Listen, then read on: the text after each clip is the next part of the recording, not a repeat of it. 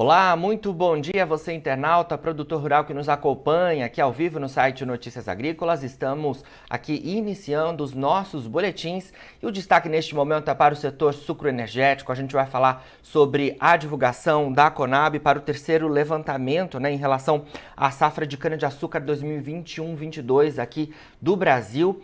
A Conab que divulga agora pela manhã esses dados e a gente está trazendo aqui em primeira mão essas informações. Para a gente falar sobre tudo isso, a gente conversa então ao vivo com o Sérgio Desen, que é diretor de Política Agrícola e Informações da Conab. Sérgio, muito bom dia, obrigado pela sua presença aqui com a gente, viu? Bom dia, sou eu que agradeço o convite de estar aqui com vocês, é um prazer estar aqui com vocês, é um prazer poder compartilhar nossas informações com vocês. Prazer é nosso, Sérgio. Bom, já estou com o relatório aqui aberto, informações fresquinhas que foram divulgadas agora às 9 horas da manhã pela Conab, então neste terceiro levantamento. E aqui já dando uma primeira olhada nessas informações que vocês divulgaram, Sérgio, me parece que esse terceiro levantamento tem como destaque, os efeitos climáticos adversos sobre a safra 21-22 de cana-de-açúcar, Essa safra que a gente vem acompanhando muito de perto, uma safra bastante atípica, com estiagem inicialmente, depois tivemos grandes geadas acontecendo e mais recentemente a questão das queimadas, dos incêndios em lavouras de cana-de-açúcar. De fato, esse levantamento traz como destaque isso? Realmente, a gente vem vindo de uma safra que foi bastante problemática, A gente teve um período de seca prolongado. Essa seca prolongada ela abriu espaço para uma queda vamos dizer, uma queda de produtividade das lavouras. Essa queda de produtividade das lavouras, ela afeta a oferta agregada de álcool e açúcar nesse ano. Então, a gente vê que isso foi um fator predominante, um fator climático. Seca, geada, que leva a problemas tipo queimada, que são indesejáveis, mas eles acontecem de forma aleatória, porque o controle não é perfeito de tudo, não se consegue um controle perfeito da situação. Então, todo esse conjunto de eventos levou a uma perda da produção e da produtividade. Certo. E quando a gente fala em números, Sérgio, a gente teve neste terceiro levantamento uma redução em relação às projeções que foram divulgadas no último levantamento de vocês, e como a gente fica em relação à moagem de cana-de-açúcar em relação à temporada passada e os últimos anos? Olha, a gente teve uma queda acentuada em termos de planejamento, ao longo dos últimos anos, da última safra em especial. E uma coisa que chama atenção, que a gente está estudando um pouco e precisa aprofundar, é o volume de área que está em renovação.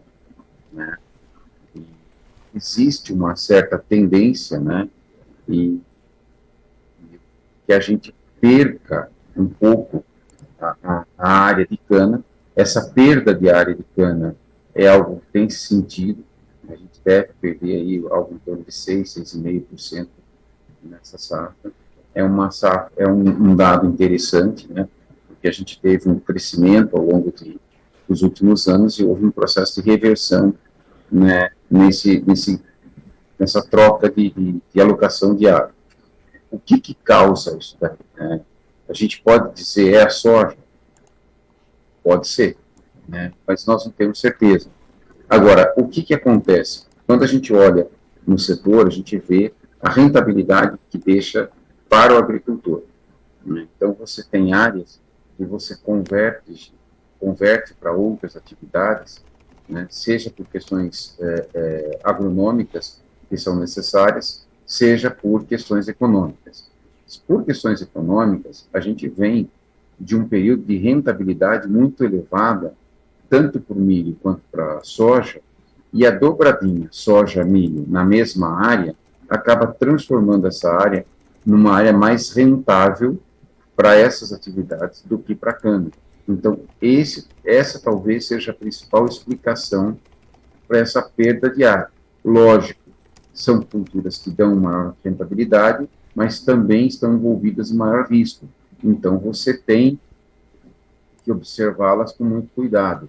Não é uma troca fácil, não é uma troca instantânea, mesmo porque a cana é um produto muito perene, é um produto que você planta em um investimento inicial muito alto, um investimento de plantio, então você não pode simplesmente abandonar, então você tem um custo de abandono muito alto.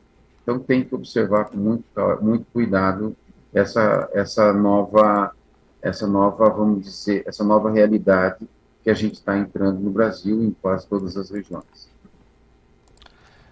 Perfeito, Sérgio. Bom, tô aqui com os números do relatório de vocês, né? Você mencionou aí toda essa questão. Então a gente tem, né, uma moagem, uma safra estimada em todo o Brasil de 568,43 milhões de toneladas, né, de cana-de-açúcar. No Centro-Sul, que é, né, disparada a principal região produtora, 520,88 milhões de toneladas.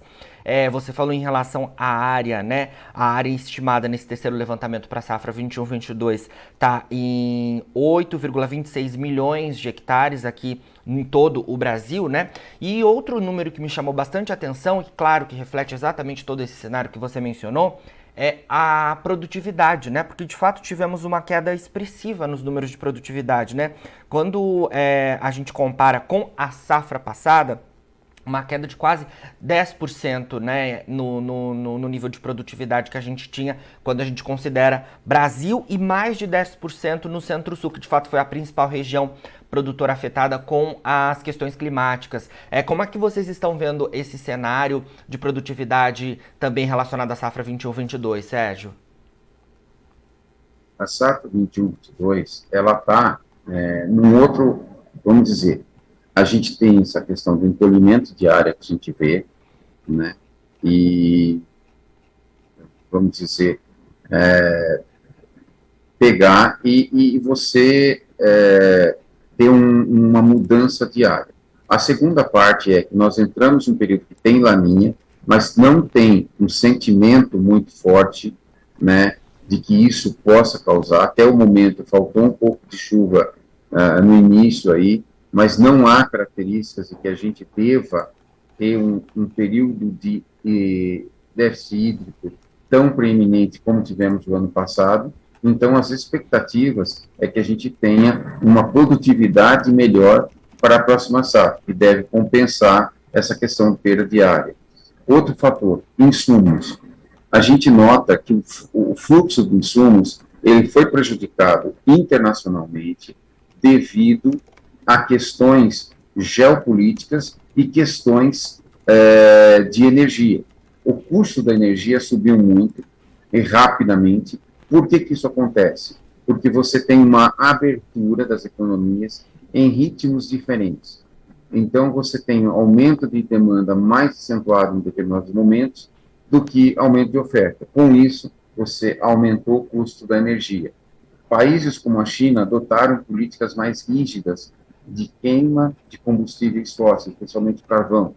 Com isso, eles tentaram mudar a matriz num ritmo muito acelerado, não tiveram sucesso. Com isso, eles tiveram problemas na produção de vários fatores de produção, de vários insumos para a agricultura brasileira. Então, isso causou um certo desequilíbrio entre oferta e demanda de alguns produtos, mas não há relatos de quebras de fornecimento. Há uma majoração de preços, não só no Brasil, mas internacionalmente, porque houve uma redução do fluxo na origem causada por falta de energia. Então, para a próxima safra, aparentemente, até agora nós temos relatos de que está correndo normalmente. Se for ter problema, seria na safra mais adiante, seria na safra 22-23, e não na atual. Na atual, nas notícias que nós temos, é que o fluxo está razoavelmente equilibrado com majoração de preços. Perfeito, Sérgio, importantes pontos aí para a gente ligar a atenção aí, né, ao longo dos próximos meses aí. Bom, principalmente quando a gente fala, né, que os produtores já começam a se voltar as atenções para a temporada 2022-23, que só começa lá em abril, né, do ano que vem, mas as atenções já meio que estão voltadas aí para a nova temporada, né? Bom, queria também trazer um número aqui comparativo, né? Falei dos números de moagem em relação à safra 21-22, que foi atualizado agora por vocês, e o comparativo em relação à estimativa anterior, né? Então, caímos a moagem de 592 milhões de toneladas do segundo levantamento para agora, como eu mencionei, 568,4 milhões, e a gente deu também o comparativo em relação à temporada passada. Bom, queria trazer um pouco mais para a nossa conversa também, Sérgio, os números dos principais produtos, vamos dizer assim, da cana-de-açúcar, né? O açúcar e o etanol. Apesar da gente ter um cenário complicado no campo, como vocês estão, de fato, trazendo aí em números isso, né? Com a questão climática aos produtores, os preços foram positivos, né? Aos produtores durante esta temporada, e tem sido ainda, né, positivos tanto para o açúcar quanto para o etanol. O açúcar lá na Bolsa de Nova York, nesta última semana, voltou, né, a bater acima de 20 centavos de dólar por libra-peso, um patamar bastante interessante. A gente tem também o etanol aqui no Brasil bastante valorizado, né? E queria que você trouxesse para a nossa conversa essas informações em relação aos números de açúcar e etanol, porque uma safra menor de cana-de-açúcar, claro, também impactou os números de açúcar e etanol, e vocês trouxeram isso nesse levantamento também, né? Realmente, a gente tem acompanhado essa evolução de etanol e de açúcar, porque esse é um jogo que a gente, vamos dizer, é uma alocação ótima de recursos com base na otimização, da produção, né? Uhum. Então, você nota que houve um relativo, vamos dizer, uma redistribuição nessa safra 21-22, com um aumento do álcool anidro, né? Sim. Aquele que é adicionado na gasolina. Então, ele teve um aumento considerável, saiu de 17,4% para 21,9%, né? Isso em detrimento de quê? Em detrimento principalmente do hidratado, que saiu de 36,6% para 32,6%. Quer dizer, o que eu perdi no hidratado, eu aumentei no anidro. O açúcar, a perda foi pouco, foi de 0,4 pontos percentuais. Uhum. Quer dizer, a alocação entre álcool e açúcar manteve-se estável, mas com um aumento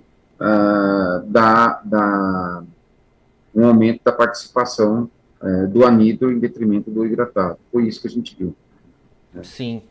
E outro número bastante interessante, né, que mostra também como o setor sucroenergético é bastante diversificado, né, e também sustentável, né.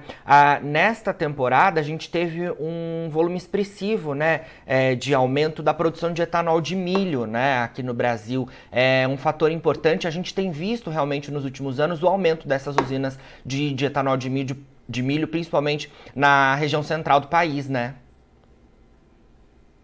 O centro, o que aconteceu? A região, principalmente no Mato Grosso, né, onde o milho safrinha começou com mais intensidade, que é o antigo milho safrinha, hoje milho segunda safra, você tinha um custo de transporte desse milho muito elevado. Então, não dava para que eu transportasse esse milho pagando frete. Então, o que aconteceu? Eles procuraram alternativas. Não dava para ficar dependendo do governo apenas para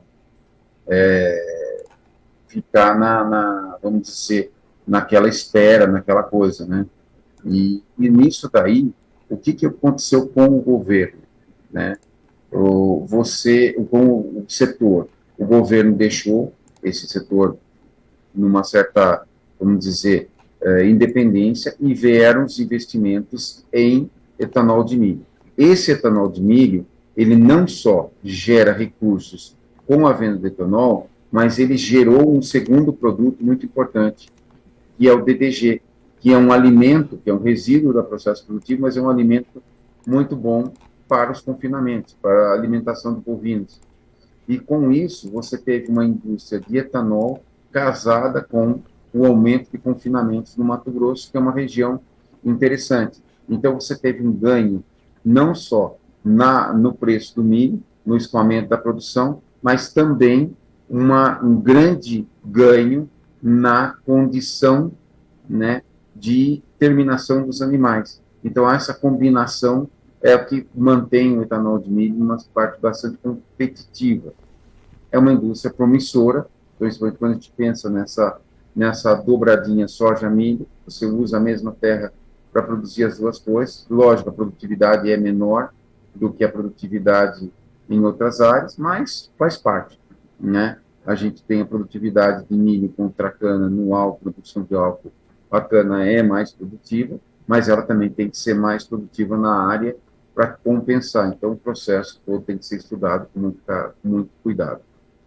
Sim, de qualquer forma, o potencial aí da nossa agropecuária, vamos dizer assim, é bonito de se ver, né? A gente que é um dos maiores produtores, né, globais de alimentos, né? E a gente cada vez mais encontra ainda potenciais para avançar aí nesse sentido, tanto na produção de alimentos como também na questão da energia, né? Bom, um outro assunto que eu queria trazer para nossa conversa, Sérgio, é em relação à questão dos insumos, né? De fato é uma questão que a gente tem acompanhado muito de perto aqui no Notícias Agrícolas, principalmente quando a gente fala na nova temporada, né? Na safra 22-23 de cana-de-açúcar e também nas novas temporadas que se iniciam no ano que vem para soja e também para milho, e toda uma atenção especial do setor com isso, né? Por conta de questões externas principalmente. Mas queria saber, para a temporada 2021-22, a gente teve algum impacto com a questão dos insumos, com a falta de insumos para os produtores de cana-de-açúcar? Como é que vocês aí na Conab verificaram isso na temporada passada e como que está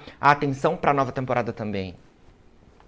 Nós não verificamos falta de insumos, não houve ruptura no fornecimento, quer dizer, a gente manteve os níveis de produção, né, manteve o nível de fornecimento, não houve quebras de fornecimento, não teve relatos, nada disso. E nessa que vem vindo, também, a gente não vê nada desse sentido. A gente vê que o fornecimento de insumos ele está com preço maior, o fluxo mais lento, mas não há quebra de fornecimento. Uhum. Inclusive, a ministra esteve na Rússia, nos países do leste europeu, justamente cuidando para que esse fluxo, principalmente de fertilizantes, não seja quebrado, em decorrência de um aumento global da demanda. Perfeito, isso é muito importante para a gente aqui no Brasil, realmente, né, Sérgio? Bom, para a gente finalizar, sim, queria que você falasse também um pouco em relação às expectativas para os novos levantamentos, né? A gente no final aqui, na finalizaçãozinha dessa temporada 2021-22, poucas usinas agora estão moendo, né, neste momento. A gente já está praticamente entrando numa entre-safra, né, que até é um pouco antes do que o comum, justamente por conta dessa questão climática. Mas no finalzinho aí desses trabalhos, a gente viu bastante, principalmente aqui no centro-sul do país, no estado de São Paulo também, mais fortemente, né, os relatos de incêndios, né, em lavouras de cana-de-açúcar. Você acredita que a gente pode ter novas revisões desses números da Conab, ou a gente deve seguir aí ao longo dos próximos levantamentos com números mais parecidos deste terceiro levantamento de vocês? Olha, os números são sempre passíveis à revisão, porque nós estamos dentro de um processo produtivo que não está estanque. Então, a gente pode ter eventos não previstos que podem ter diferenças. Agora, não se esperam grandes diferenças, grandes alterações. Quer dizer, vão ter alterações? Vão, em pequena escala.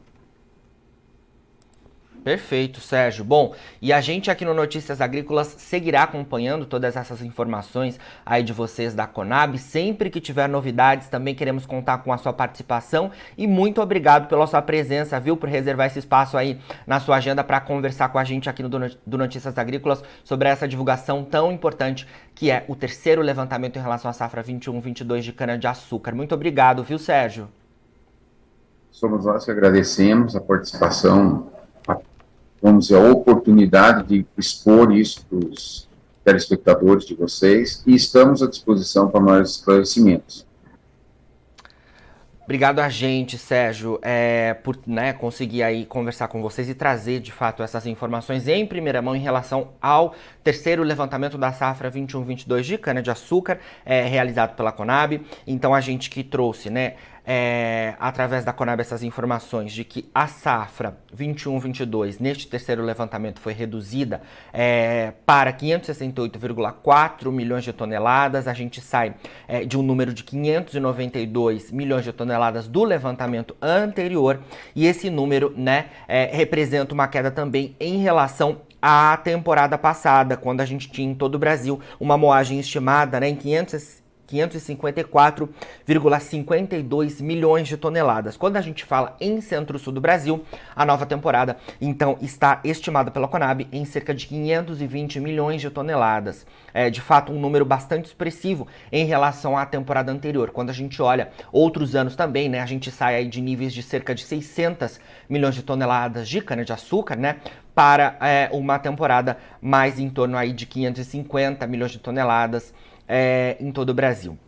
A gente também falou em relação aos números de área e de produtividade, Segundo o Sérgio, a safra 21-22 foi marcada, de fato, por uma redução bastante importante em relação à área de cana-de-açúcar cultivada, E ele disse que não dá para saber muito bem, para quais culturas esses produtores foram, mas possivelmente pode ter sido para a soja, justamente por conta da questão da rentabilidade também, Esses números que a gente vê de redução são importantes e a gente deve estar atentos a ele, porque os preços, dos produtos da cana-de-açúcar estiveram bastante favoráveis, nos últimos meses. Então, é uma atenção importante, Apesar de um cenário comercial favorável, a gente ainda assim teve queda na área, por parte dos produtores de cana-de-açúcar, então a gente deve estar atento a todo esse cenário também, Um outro número importante que vale a atenção é que, apesar da gente ter tido um número de queda, em relação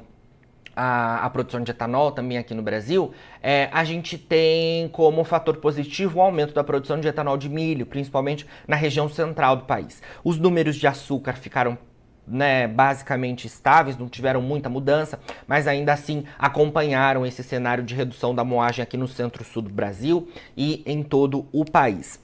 Outro fator importante que a gente falou em relação também à questão dos insumos, O Sérgio Desenho nos falou que nesta temporada, a Conab não registrou informações por parte dos produtores relacionada à questão dos insumos, mas na safra 22-23 há atenção por conta dos preços altos, mas não se fala em falta de insumos para os produtores de cana-de-açúcar, segundo informações da Conab.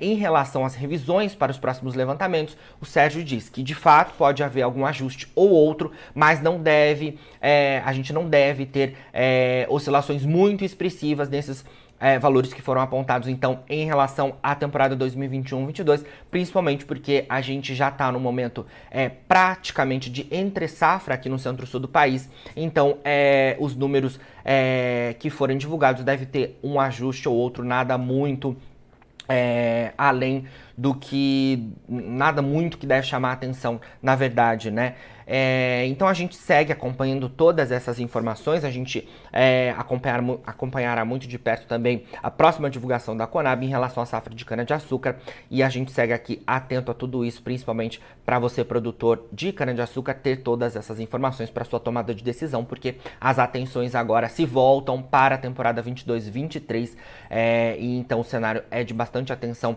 por parte dos canavicultores e das usinas, Bom, agora na finalização do nosso boletim você encontrará as nossas redes sociais, é só você procurar a gente por lá para se manter atualizado sobre todas as informações do agronegócio. E o nosso site segue no ar 24 horas para você ser o produtor rural mais bem informado do Brasil, e daqui a pouquinho tem mais boletins ao vivo. Fica por aí. Participe das nossas mídias sociais, no Facebook, Notícias Agrícolas, no Instagram, @Notícias Agrícolas, e em nosso Twitter, @Noteagri. E para assistir todos os vídeos, se inscreva no YouTube, na Twitch, no Notícias Agrícolas Oficial.